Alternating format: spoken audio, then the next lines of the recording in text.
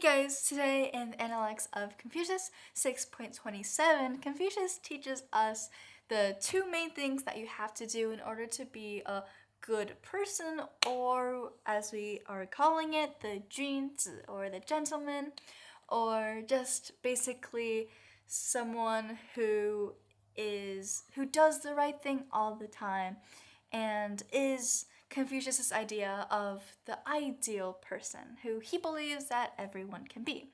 And spoiler alert, it has to do something about the balance between learning and the practice of learning. And yeah, without further ado, let's get started. 6.27, the master said, "The gentleman broadens his learning in literature and holds himself back with the practice of the rites." And so he's able not to go beyond the bounds of the moral way. First of all, the gentleman broadens his learning in literature. So what this means is that literature is as in kind of like culture or whatever it is that causes you to be a well-rounded and refined person. So one of the most important principles or ideas in the Analects is the idea of learning, and learning as much as you can, and the idea of learning as a lifelong journey that doesn't only encompass academic learning, because there's all kinds of other types of learning that you also have to learn in order to be a good person. And what he means by saying that the gentleman broadens his learning is that he expects the gentleman to be really knowledgeable in all kinds of areas, and that could be either seeking to understand the world or understand the correct way to live, or just understanding other people's point of views and opinions and other people's perspectives of truth or life or anything like that, just to prevent narrow-mindedness. And plus, it's always good to learn as much as you can, of course, about the right things, as in the knowledge that allows you to become a good person in life, a righteous person in life.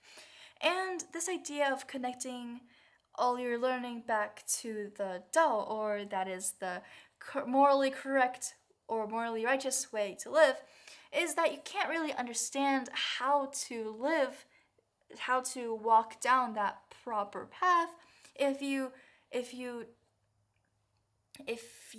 don't have the right foundation yet. And so learning is the foundation, and it introduces you to all these kinds of principles like humaneness and righteousness and trustworthiness and benevolence, like everything that we've learned in the Analects so far. And so this will allow you to have the correct ideas to guide you along the path of life, the correct path of life. And then the next really important part of your learning process, your learning journey on how to be a good person, is to hold yourself back with the practice of the rites. So I don't really like how it says hold himself back, because that kind of gives a negative connotation, but it's actually really positive. And you can also say anchor, like ground yourself, because the rites or the rituals, they don't at all limit you or restrict you from learning, and it only just guides your learning, and it gives it a moral direction and guides it along which way to really develop. And the main idea here is practice. So after you've done all that learning, remember, this Confucius's idea of learning, it's not just understanding that concept. You also have to actively practice it over and over again and apply it into your daily life. And so you have to consistently practice what you have learned. And apparently Confucius expects you to do that through the rites. And yes, I know that the rites, historically, the rituals were just ceremonies or sacrifices or proper etiquette or something like that. But remember that Confucius really doesn't like people who just go through the motions and don't actually know the underlying moral principles. They don't know why you have to do those rituals. Yeah. And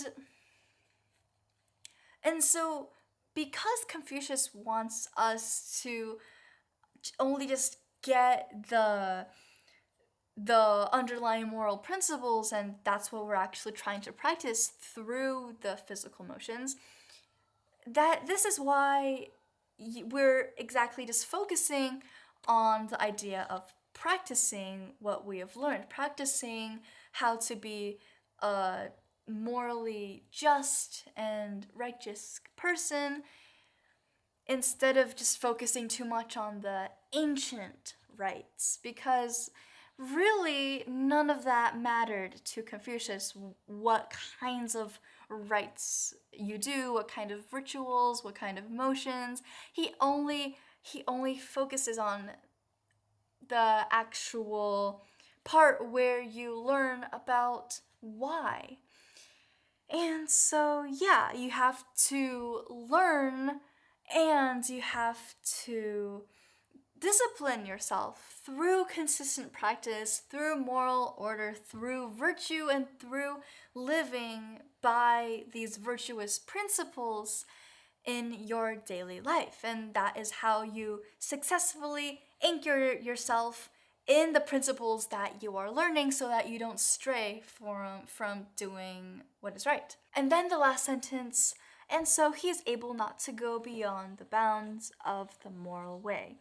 And this kind of, someone could take this as negative, but it's actually very, very positive. And so, saying that he is not able to go beyond the bounds. So that is also saying that he will never